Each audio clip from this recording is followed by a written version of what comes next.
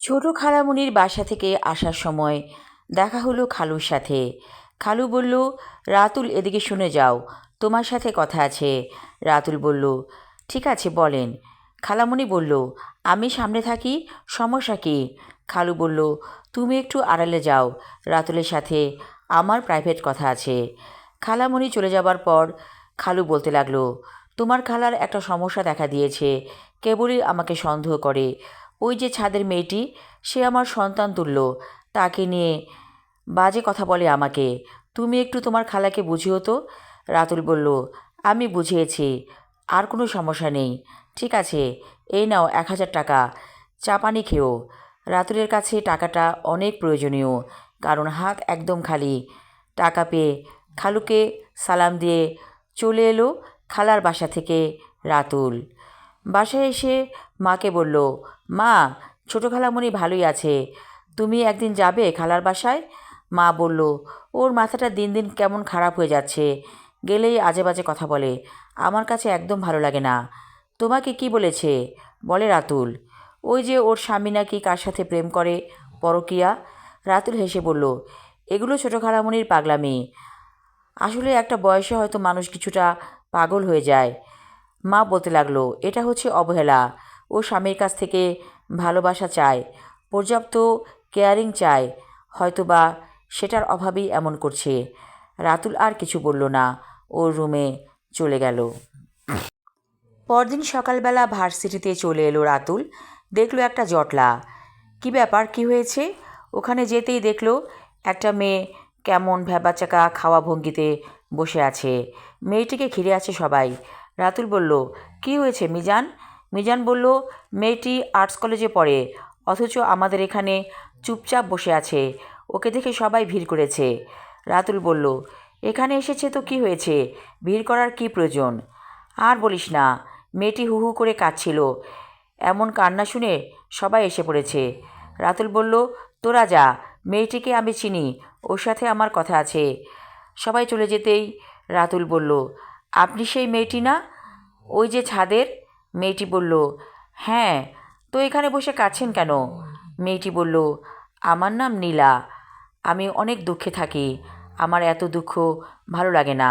রাতুল বলল, আপনি কি দুঃখ বিলাসী নাকি? দুঃখে থাকি বললেন যে, এমন করে তো কেউ কখনো বলে না। মেয়েটি হেসে ফেলল, বলল, আমার না হঠাৎ একটু অভিনয় করতে ইচ্ছা করলো, যার কারণে একটু অভিনয় করেছিলাম। রাতুল বলল, আসুন আপনাকে চা খাওয়াই। মেয়েটি বলল, আপনার ক্লাস আছে না? ক্লাস আছে, আজ আর ক্লাস করব না, আপনাকে নিয়ে সারাদিন ঘুরব। নীলা বলল, ঠিক আছে, আমার কোনো আপত্তি নেই। রাতুল নীলাকে নিয়ে ঘুরছে। নীলা বলল, আমি আসলেই একটি সাধারণ মেয়ে, কিন্তু মাঝে মাঝে অসাধারণ হতে চাই।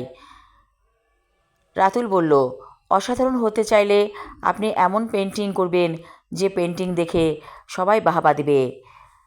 নীলা বলল, সেরকম তো আঁকতে পারি না, কিন্তু আমাকে দুঃখ পেতে হবে, যে দুঃখ পেলে আমি অনেক বড় শিল্পী হব।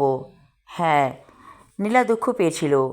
আসার সময় একটা ট্রাক ভীষণ জোরে ধাক্কা দিয়েছিল রাতুলদের রিকশাকে।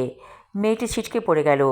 রাতুল কোনো রকমে সুস্থ হয়ে বেঁচে ফিরল, কিন্তু নীলার পা ভেঙে গিয়েছিল।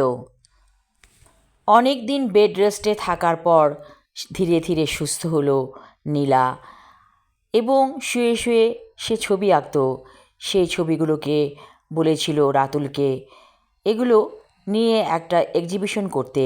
রাতুল বলেছিল, আপনাকে ছাড়া কেমন করে হবে? নীলা বলেছিল, আমি তো থাকব। সেই ছবির মধ্যে একটি ছবি অনেক প্রশংসিত হয়েছিল, সবাই জেনেছিল নীলার নাম পেইন্টার হিসেবে। রাতুল নীলাকে বিয়ে করেছে, কারণ রাতুলের জন্যই অ্যাক্সিডেন্ট করেছিল নীলা, কারণ রাতুলই নীলাকে অফার করেছিল ঘুরে বেড়ানোর জন্য। এই ধারণা থেকেই একটা পাপবোধ জন্ম নিয়েছিল রাতুলের মনে, তাই তো নীলাকে বিয়ে করেছিল। একদিন রাতুল সেই অজানা গ্রামে ঘুরতে গেল, আবার সেই নির্জন পুকুরের পাশে বসে থাকলো অনেকক্ষণ। পাখিরা উড়ে যাচ্ছিল রাতুলের মাথার ওপর দিয়ে, কিন্তু রাতুল পাখিদেরকে আর কখনো গুলি করেনি। পিস্তলটা ফেলে দিয়েছিল পুকুরের পানিতে গুলিসহ। রাতুল আর কখনো পাখিদেরকে গুলি করবে না। আমি আমার লেখা ছোট গল্প পথিক পর্ব 3 এবং শেষ পর্ব পড়লাম। আশা রাখছি সবার ভালো লাগবে। ধন্যবাদ।